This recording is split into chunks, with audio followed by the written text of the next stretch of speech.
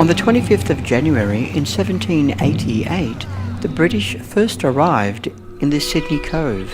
There's this very curious and very touching attempt to come together and to comprehend. So you have these extraordinary scenes within 2 or 3 days of landing of Britishers and Aborigines dancing together.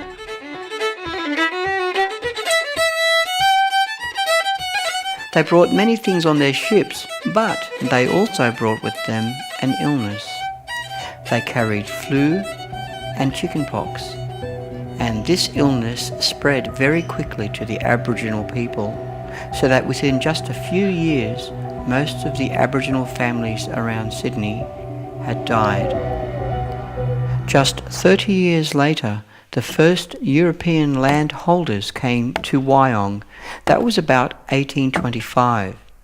At this time, it is reported that the Tuggerah Lakes Catchment Area had around 360 Aboriginal people who had lived around the lakes for thousands of years in harmony with nature.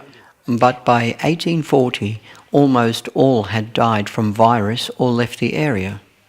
Around this time, the first settlers began farms and cut down trees that were moved out of the valley by teams of bullock trains.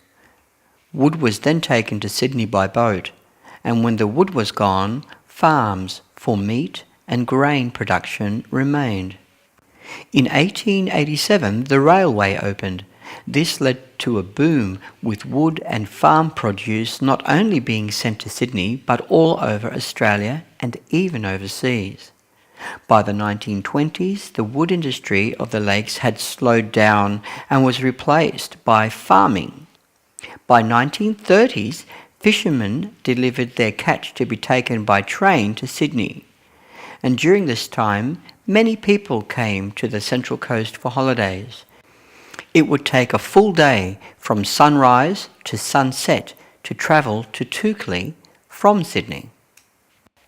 From the 1930s, people also moved to the catchment area to live, and by the 1940s, the main use of the area was for housing. In 1954, there were just 13,000 people on the Central Coast, and by the 1970s, it was the fastest growing place in all of Australia. By 1980, people were driving their cars or taking the train to go to work in Sydney. And by 1990, there was over 100,000 people settled on the coast. And by 2015, over 300,000 people called the Central Coast Catchment Area their home. So it's the amount of people that live around the Tuggerah Lakes that cause the change to the ecology or the environment. This is called human impact because only about 300 to 400 people called the Tuggerah Lakes their home for thousands and thousands of years. But now, over 300,000 people call Tuggerah Lakes their home. The major impact of this is a change to the quality of water in the lakes, and as a result, algae, which is like a weed, has grown in the lakes. So we can say that the environmental history of the Tuggerah Lakes over the last 200 years is closely linked to the pattern of European settlement both around the lakes and also within the upper catchment. As settlement spread throughout the district, activities such as the clearing of land or logging, fishing and urban development have all had impacts on the ecology of the lakes.